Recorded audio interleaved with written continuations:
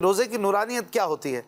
اللہ کریم کو یہ ہمارے بھوکے پیاسا رہنے کی حاجت نہیں ہے، اور روایتوں میں بھی آتا ہے کہ جس کی زبان برائیوں سے محفوظ نہ رہے تو اس کے بھوکا پیاسا رہنے کو رب کو کوئی حاجت نہیں ہے۔ ہم شاید کھانے پینے سے تو رک جاتے ہیں، مگر زبان کا روزہ نہیں ہوتا، ہاتھ کا روزہ نہیں ہوتا، اور جناب اعضاء کا روزہ نہیں ہوتا، تو زبان بھی چل رہی ہوتی ہے، اور بعض اوقات تو افطار سے پہلے ایسا لگتا ہے کچھ زیادہ چل جاتی ہے۔ اب جیسے مفتی صاحب بات کر رہے تھے نا، میں وہاں ایک دو باتیں عرض کر کے پھر نورانیت کی بات کرتا ہوں کہ مجھے ایسا لگتا ہے کہ دو قسم کے لوگوں کو زیادہ سمجھانے کی حاجت ہے۔ تو جب نئے نمازی آتے ہیں نا تو پرانے نمازیوں کو بھی صبر کا کچھ مظاہرہ کرنا چاہیے، ویلکمنگ انداز ہونا چاہیے، ورنہ بعض اوقات وہ ٹونٹ کر رہے ہوتے ہیں، طنز کر رہے ہوتے ہیں کہ ہاں بھائی آ گئے رمضان آ گئے تو تم آ گئے، پہلی صف میں تو ہم ہوا کرتے تھے، اب آ کے تم بیٹھ گئے ہماری جگہ پر۔ بعض اوقات کچھ پرانے بزرگ ہوتے ہیں جو برسا برس سے مسجد کے بڑے پکے نمازی ہوتے ہیں، لیکن اب وہ چونکہ نیا نیا جذبہ ہے تو کچھ لوگ جلدی آ جاتے ہیں، تو اب پھر اس کو طنز نہیں کرنا چاہیے۔ دیکھیں یہ تو اللہ کے گھر میں مہمان آئے، آپ تو ایسا ویلکم کریں، اگر وہ آپ کی جگہ آ کر بیٹھ بھی گئے تو ان کو ویسے بھی جگہ تو بک نہیں ہوتی ہے، تو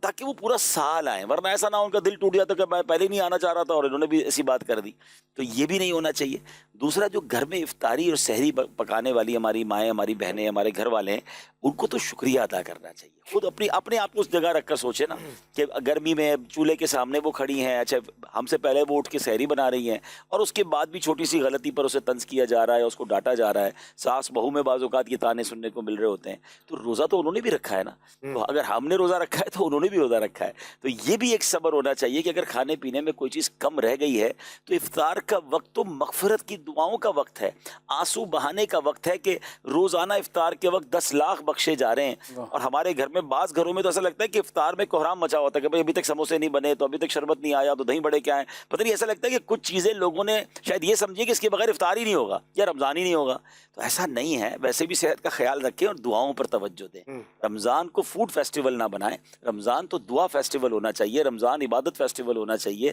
رمضان میں جناب ذکر و اذکار کی باتیں ہونی چاہیے۔ آج کل لوگوں میں بات کریں تو ایسا لگتا ہے نوجوانوں سے جب بھی دیکھیں رمضان میں کیا بات ہو رہی ہے، ہاں بھائی آج سحری کہاں کرنی ہے، آج افطار کو کہاں چلنا ہے، یہ بات کیوں نہیں ہو رہی کہ آج تراویح کہاں پڑھنی ہے، آج درس قرآن کہاں ہے، آج دعا کہاں ہے، آج اجتماع کہاں ہے، آج محفل کا، یعنی یہ دن اور راتیں تو عبادت میں گزرنی چاہیے، تو یہ صبر یہاں ضروری ہے۔ اور وہی والی بات آپ کی کہ یہ اگر نورانیت روزے کی چاہیے تو پھر انشاءاللہ اگر آپ صبر کے ساتھ روزے کو گزاریں گے، گناہوں سے صبر کریں گے، زبان کو صبر میں لے آئیں گے، آنکھوں کو دیکھنے کو جی چاہ رہا ہے جو روز دیکھتے تھے رمضان سے پہلے، اب اس کو روک رہے ہیں تو یہ بھی ایک صبر ہے کہ گناہوں سے اپنے آپ کو بچا رہے ہیں۔ بعض اوقات کسی کی کوئی بات بہت بری لگی اور جی چاہ رہا ہے نہیں بدلہ ابھی لینا ہے، جواب ابھی دینا ہے، ٹٹ فور ٹیٹ، لوگ کہتے ہیں نا اینٹ کا جواب پتھر سے، رمضان میں تو کم از کم اینٹ کا جواب پھول سے دے دیں،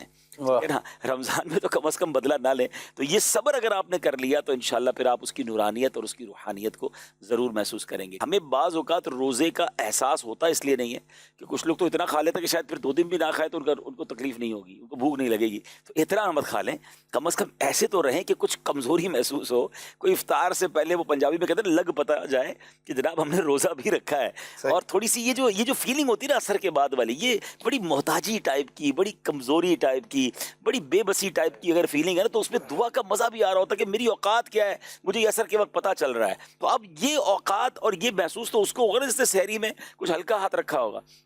اور پھر اس کا فائدہ کیا ہوگا کہ پھر غریبوں، محتاجوں، کمزوروں کا احساس ہوگا کہ مجھے تو تھوڑی دیر بعد افطار میں بہت کچھ مل جائے گا، لیکن کچھ ایسے ہوں گے جن کے پاس آج افطار کے لیے بھی کچھ نہیں ہوگا، ان کے گھر میں جناب سحری کے لیے بھی کچھ نہیں ہوگا، اور وہ ہم تو رمضان میں بھوکے رہتے ہیں، وہ پورا سال بھوکے رہتے ہیں۔ تو یہ احساس بھی جب اجاگر ہوگا نا کہ ہم یہ اپنے ساتھ نورانیت اور روحانیت کا یہ والا انداز بھی رکھیں۔